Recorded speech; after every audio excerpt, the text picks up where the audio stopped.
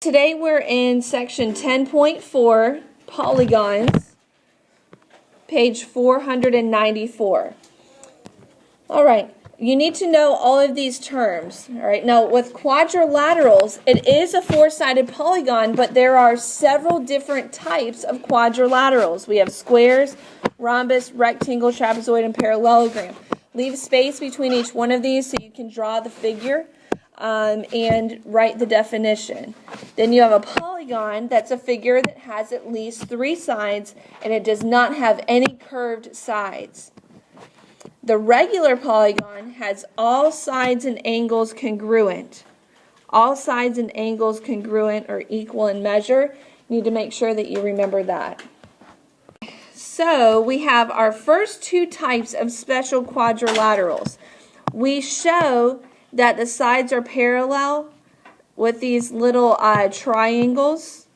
Okay, so one triangle shows that I have one pair of parallel sides. Trapezoids have one pair of parallel sides.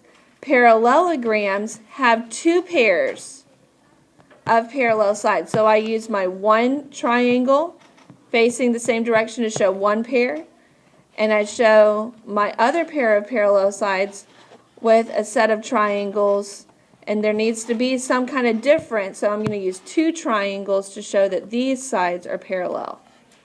Alright, go ahead and draw these figures real quick.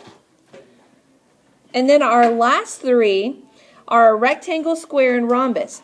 Notice that each one of these quadrilaterals are also what? What did I just highlight? They're also parallelograms. What's a parallelogram? It has two pairs of parallel sides. So guess what? All of these shapes have two pairs of parallel sides. Alright, so we can use our arrows. Doesn't have to be perfect, but we show that we have two pairs of parallel sides. Alright, then a rectangle, to add to it, has four right angles. Okay, so that's what makes it different from a parallelogram. Parallelogram doesn't have the right angles. A square has four right angles and four congruent sides. And we show that with hash marks. The hash marks show that our sides are congruent.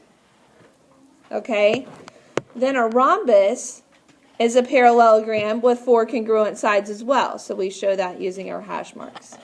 What are the hash marks? How did the hash marks? You just look up here. I drew the hash marks. They're just lines. It shows that all the sides are congruent. The lines mean that all the sides are congruent. Okay, so now here's how it all comes together. And here's what you're going to be asked to do on your homework tonight. You're going to be given clues about which type of quadrilateral it is, and you have to figure out what it is and draw it, okay? And not just draw, a box, but you have to use all of your symbols showing that it is that type of quadrilateral. All right, so I want you to go ahead and read this one and try to figure out what it is and go ahead and draw it. All right, so who said rectangle? Who said rectangle? Raise your hand. Who said rectangle? No? Didn't get it? Okay. All right, well, most of you did, so good job. Just follow the clues, and like I said, this is going to be one of your homework problems. All right, moving on to example 2 and 3, really the rest of the examples, deal with all the other polygons. You do not have to draw these. These are in your book, but I do want you to go ahead and read them with me. Three-sided polygon, four-sided, five-sided, and six-sided, seven-sided, eight-sided, nine-sided. Anybody remember? Nonagon. And 10-sided. Decagon. All right, so how do I know whether or not it's a polygon? Well, earlier in the lesson we learned about the criteria. It has to have at least three sides, and then it also cannot have what kind of lines? It can't have any curves. So my top left one, is that a polygon? No. You need to tell me why on your homework. You say no because it has curves. What about my top right one? Yes. Yes. So if it's yes, what kind of polygon? It's a pointy. What kind? What type? Not hex. It's a seven-sided, what's a set? It's a heptagon. It's a heptagon. So if it's yes, guys, don't just tell me yes or no. I'm going to mark it wrong. You need to tell me if it's yes, you need to tell me what kind. It's a heptagon. What about the bottom left? That's a yes. That's a yes. It's a quadrilateral. More specifically, what kind of quadrilateral? A rhombus. Very good. It is a rhombus. Bottom middle? No. Why? Because it has curves. Bottom right? Not a hex. It is a pentagon. Very good. All right, so just yes or no, but that's not enough. You've got to be able to tell me why. If it's no, why not? If it's yes, what kind? All right, last thing we need to cover is our regular polygons. Do you remember? You might need to look back in your notes. But what is a regular polygon? Four-sided. Right sides and angles equal in measure. Okay, sorry, I skipped one. Okay, now let's find, we're going to talk about regular polygons in just a second. But the first thing I want to do is I want to find the sum of the angle measures of these polygons. Now, you have to know how many sides are in the polygon to be able to get this right. There is a formula that you can use, and it's n minus 2 times 180. You do have to have this formula memorized. You can use this formula to find the sum of the interior angles of any polygon. Okay? N stands for the number of sides it has, so that's the number that will change depending on which polygon you're solving for. N minus 2 times 180. So how many sides are in a heptagon? 7. So plug in 7 into your formula and go ahead and multiply. Okay? So what do you do first? Subtract what's 7 minus 2? 5. And what's 5 times 180? Are we working it in our calculator? Are we paying attention? Some people are not. Okay?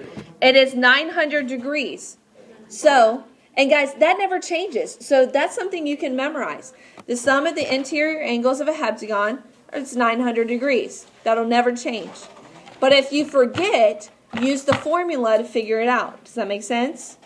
All right, so I want you to solve the last three. Pentagon, hexagon, and a 12gon. Pentagon, what did you find? 540. Hexagon, what'd you find? 720. 12gon? 1800. Anybody get them all right? Okay, very good. Very good.